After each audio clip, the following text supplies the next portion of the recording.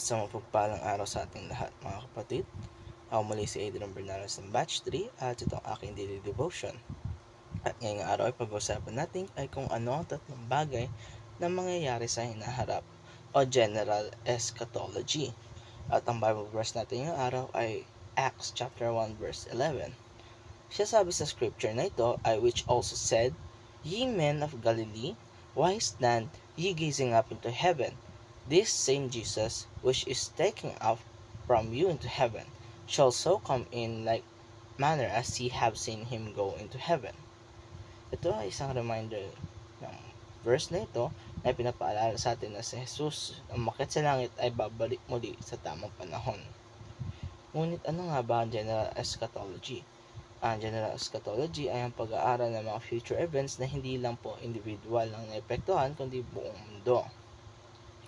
Dito po pumapasok ang return of Christ, resurrection of the dead, final judgment, at ang pagdating ng new heaven and earth. Ito ay pag-alaala ng history po, hindi lang paikot-ikot. God is moving everything forward.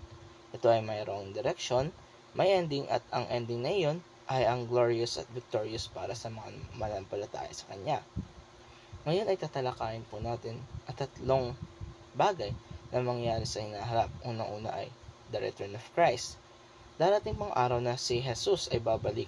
Hindi ito isang katang-isip o alamat lamang. Ito ay totoong mangyayari. Dahil sinasabi sa Acts chapter 1 verse 11, the same Jesus who ascended into heaven will come back the same way we saw him go. Ibig sabihin, there will be a visible, glorious return ng ating Panginoon. Kaya hindi po tayo dapat mawala ng pag-asa sa mga problema natin ngayon dahil siguradong darating ang araw na siya mismo ang mag-aayos nito lahat at tayo ay kukunin niya. Kalawa ay resurrection and judgment. Kasunod ng pagbabalik ni Kristo ay ang resurrection and judgment. Ibig sabihin nito, mabubuhay muli ang lahat ng namatay, both the righteous and unrighteous. Tayo po ay haharap sa Panginoon para sa ating final judgment. Para sa mga mananampalataya, ito ay oras ng reward. Para naman sa mga hindi naniniwala, ito ay panahon ng accountability. Kaya napakahalaga na habang buhay pa tayo ngayon, piliin na natin si Jesus. Lumapit na tayo sa Kanya at mamuhay ng ayon sa Kanyang salita. Ikatatlo ay restoration of creation. At panghuling pangyayari ay ang restoration of the creation.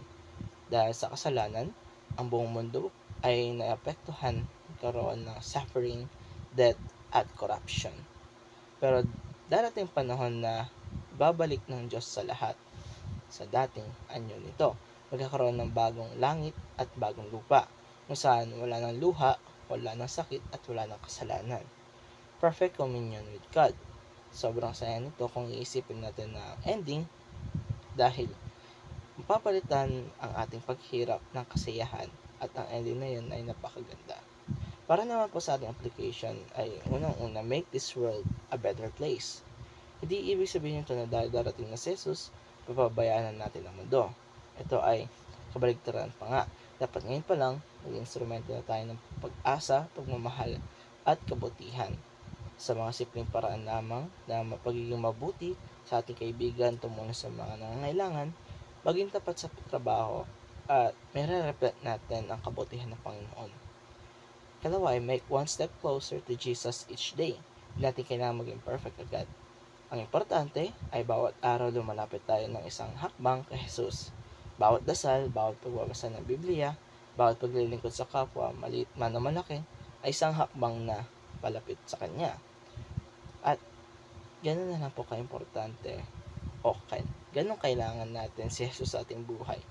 At dapat, bago pa man siya dumating, ay kilalanin natin siya at kilalanin natin siya tagapagligtas ng ating buhay. At ito nagtatapos sa aking daily devotion mga kapatid. Maraming salamat sa panonood.